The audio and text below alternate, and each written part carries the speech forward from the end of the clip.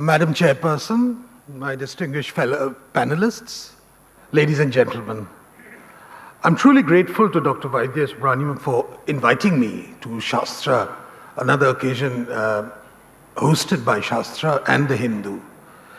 And not least of which because I quite enjoy always speaking in Chennai, because this is one of the few cities where I'm not invariably heckled and told to speak in Hindi, a language which a language where my inadequacies often come out very powerfully.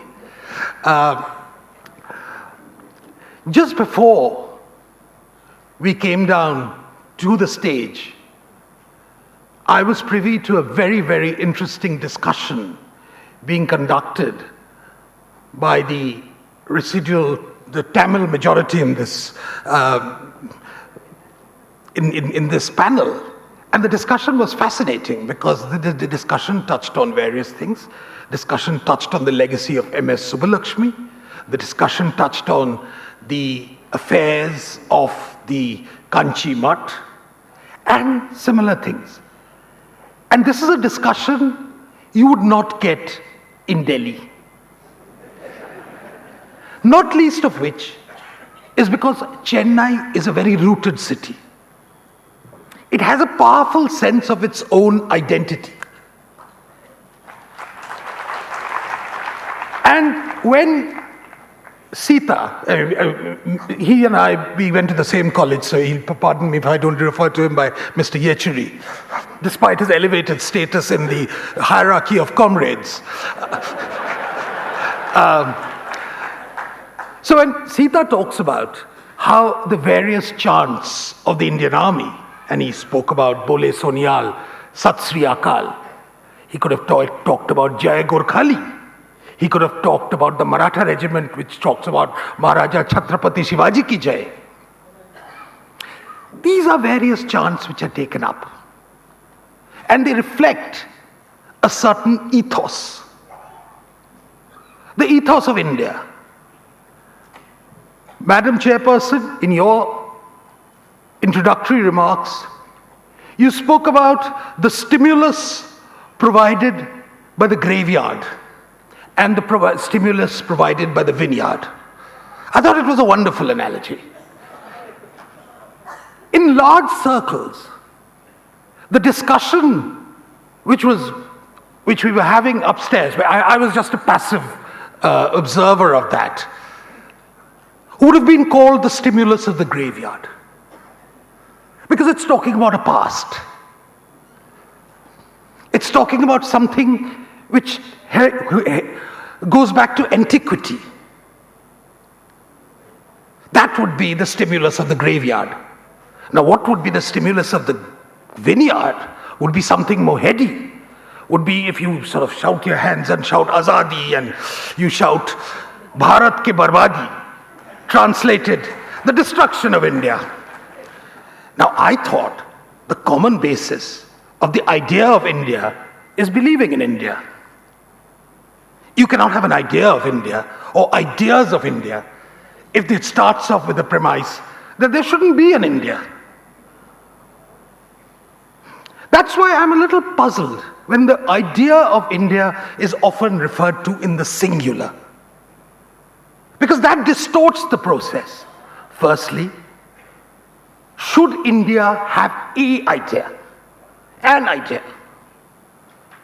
Shouldn't there be multiple ideas of India? Isn't that what it's all about? Our own experience, whether it's of the armed forces, whether we refer to the culture of Chennai, whether we refer to some other place. It's always taken as granted. So therefore to suggest somehow and contrive the discussion into meaning that there is someone trying to destroy the Tamil language, there is someone trying to destroy a particular form of thing and make it into one uniform thing, is to my mind a serious distortion of India. Because it's not an issue any longer, and it's been forced into made into an issue. So that itself is very, very puzzling to me. Why? We've had many elections, right from general elections from 1952, 57, 62, etc., etc. Did any of these elections, was it ever preceded by the question that what is at stake is the idea of India? Ask yourself that. I mean, there are people who've seen multiple elections in India. Some of the younger people may not have. No. It was only in 2014 that the question of idea of India is at stake. Ye khatre pe hai, to again use Hindi. Why? Surely there must be something puzzling about that. And why does a political party which accorded the right of self-determination as one of its tenets in 1947 become so wedded to the Constitution of India? And I'm referring to the legacy of Mr. Yechuri's own movement. So these are questions which have to be answered. So there is a context as to why this, because when people talk about constitutional patriotism, and underlying Mr.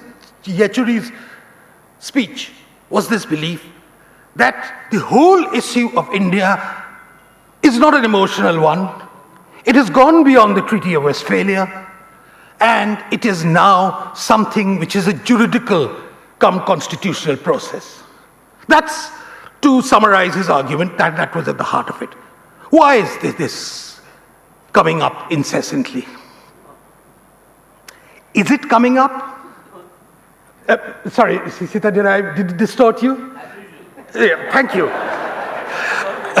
You know, a distorter recognizes distortions.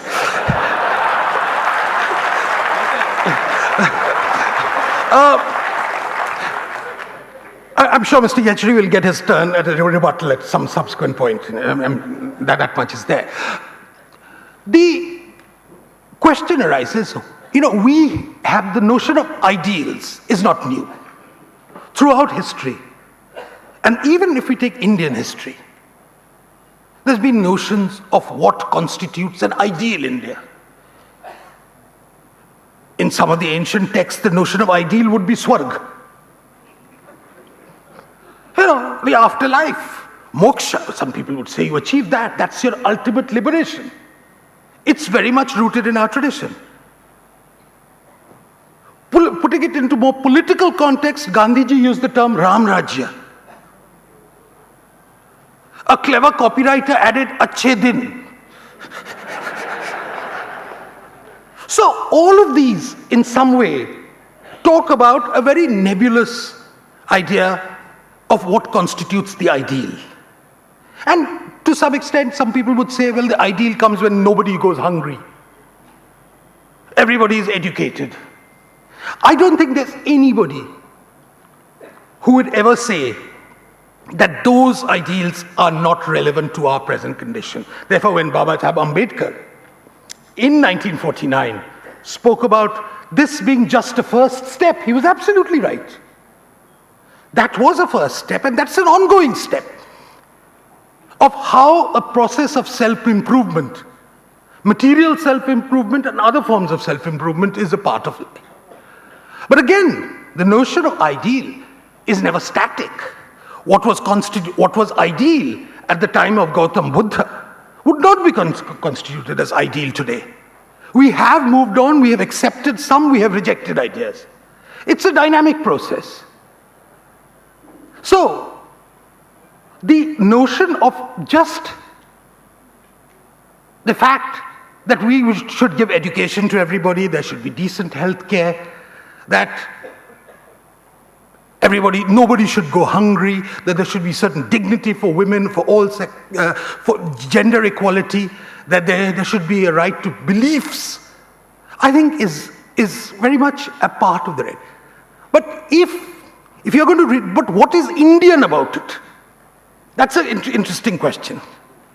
That's a pretty universal structure. So, does India become meshed into a globalized regime in the sense of values, in the sense of aspirations? Is there anything Indian about this? That's a question we have to address legitimately without anything. How much of the outside world, how much of the universal do we take in, and how much of the specifics do we retain?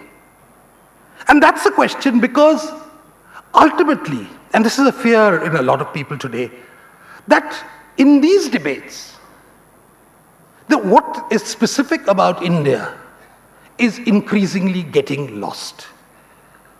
The term constitutional patriotism, which is the fundamental concept which underlines the intervention of a lot of people, not least Mr. Yechury, is that above all, there is the Constitution. And the Constitution epitomizes the ideal towards which we move forward to. In a historical sense, this is a term which emerged in Germany after 1945. And the reason is very interesting. Germany went through a rather bad phase of a nationalism which went a little berserk and mad. And to establish its nationhood, minus the guilt, and because of the guilt of what had happened before in the 12 years of Hitler, the past was sought to be sanitized in a legal juridical term called the present, and therefore the constitutional patriotism. Now, if we are to accept the legacy of the freedom struggle, if we are to accept what, Madam, you have spoken about, that the idea of what constitutes Bharatvarsh, what constitutes Jambudip, predates the Constitution by many, many centuries. Are we to say, no, life began in 1947, and therefore all the values of India must necessarily be what is written in the Constitution? That anything outside the structure of the Constitution cannot be deemed legitimate, and therefore would automatically reflect majorities? Now, Mr. Yechury spoke about the fact that in 1947, in the Constitution, we did away with the term majoritarian. We did away with the term majoritarian, but we kept the term minoritarian, if we can use that for, as a legitimate category, which is still used. So there is no majority, but there is a minority. Now, fair enough, sometimes we can do this sort of thing. Now, is a society built exclusively for the present? This is the larger question which sometimes we have to address. Now, here I'm almost always tempted to revert to Burke, Edmund Burke, a very famous conservative philosopher whose intervention during the impeachment of Warren Hastings, a lot of you have read his very passionate defense of American independence, his critique of the revolution in France, and his interventions against Warren Hastings. Now, Burke once made this very thing, that ultimately society is a contract between three forces: the living, the dead, and the unborn. Now, in my view, that actually sums up the whole thing of what nationhood is all about. A nationhood is not contrived. There are contrived nations in the world. I'm not saying there aren't. Some of the European nations probably shouldn't, in some senses. Italy, some people would say, are multiple nations, but there was an Italian nation which was constructed around the 1880s, 1870s. So, Indian nationhood actually dates back far more. Now, we can talk about whether that nationhood was emotional.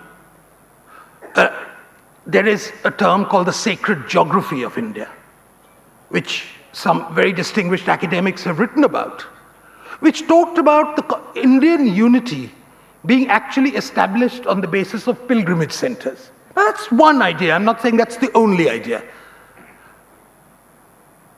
But a sense of India predated the Constitution in many ways. Are we to reject all those constructs, partly because some of them might today have a slight brush of something which we today have called Hinduism? Can you take away culture? It's like those people who talk about secularizing Bharathanatyam. There's a powerful movement for it. There's a powerful movement for it. That Bharathanatyam can be done without the obeisance to the gods which precede it. Can you do it? You can do it. But are you enriching your country? Is it something to be afraid of? Is it something we should be terribly embarrassed about? Is it one of the regressive features of the past? And there are regressive features of the past. I'm so glad that in a temple in Maharashtra, it's a very important symbolic battle. As much as the Vaikom Satyagraha was for Gandhiji, the right of women to enter temple, to worship at the shrines. Now, of course, the implication always is that also is, and those who are championing it sometimes don't want to associate that women also believe, because they would rather that women didn't believe, that the right was conceded without the necessary belief structures. But these are important ones. So there are facets of the past which have to be discarded because it's a dynamic process. But to negate the past totally and say that that inheritance must not be carried over to the unborn is, to my mind, a destruction of the whole process. So this idea, you see, therefore, when we talk about future ideas of India, we can, of course, debate and we can have very meaningful discussions on what that education, what to teach. It's not merely education. I think the debates are about what to teach. And there are sort of some of these debates come in as well. Is Sanskrit a completely dead language? Should classical Tamil not be given the recognition it deserves? Why is it that today in India, Sanskritists have flocked to the West, and classical Tamil, the real contribution, is also being done in the West and not in India? And remember, this is a post-independence phenomenon when we embrace the idea of the scientific temper. Now, scientific temper in a peculiar sort of way was not that you promote science. It became also simultaneously, and that was the distortions that took place, we rejected heritage. We rejected antiquity. Just like the complications associated with sectarian conflict really began in India after the terms socialism and secularism were introduced into the preamble of the Constitution during the days of the emergency. Before that, these debates didn't take place. There might have been disagreements on the subject. Yes, there have always been disagreements on the subject. But to elevate it into a defining schism and establish as a powerful fault line, that didn't exist. And therefore, whenever you try and codify these things, the iron idea of India, rather than common sensibilities prevail. And at the end of the day, there is something called what some philosophers would call common decencies, a common agreement, a common idea of how we conduct ourselves, how we are. And the moment you try and put in a definition, you get into problems. Human beings are not things which you put into a laboratory and they have the same reaction. Some powerful philosophers believe that, which they believe that history in a sense is predetermined. You know, feudalism is followed by something else, is followed by something else. There are long, powerful adherents of that school, and they've done a lot to massacre the understanding of Indian history. But human beings are not like that. You cannot. And I believe that today, when we talk about the idea of India, you are actually bringing in many more divisive forces by trying to codify them. And by negating certain things which have a very powerful, established presence in our psyche and which cannot necessarily always be defined. And what brings the various parts of India together, why I, as a Bengali, can relate to a predominantly Tamil-speaking audience of Chennai. Why there might be a little loose ends when it comes to perhaps talking to a Jat audience in Haryana. These are best left to absorb themselves in their own way. Put them into a straitjacket, constitutional or otherwise, you are trouble. The Constitution is very important for us because it sets, these are the ground rules of political behavior. These are matters of the state, how the state conducts itself. But a society, a country, a civilization is much more than just the state. And this is basically the thought I would like to take, that acknowledge the vastness of India, acknowledge the complexities of India, but acknowledge the silken thread which binds it all. And if you say, put it under a DNA analysis and say, what is it made of? You're going to get into problems. Thank you very much.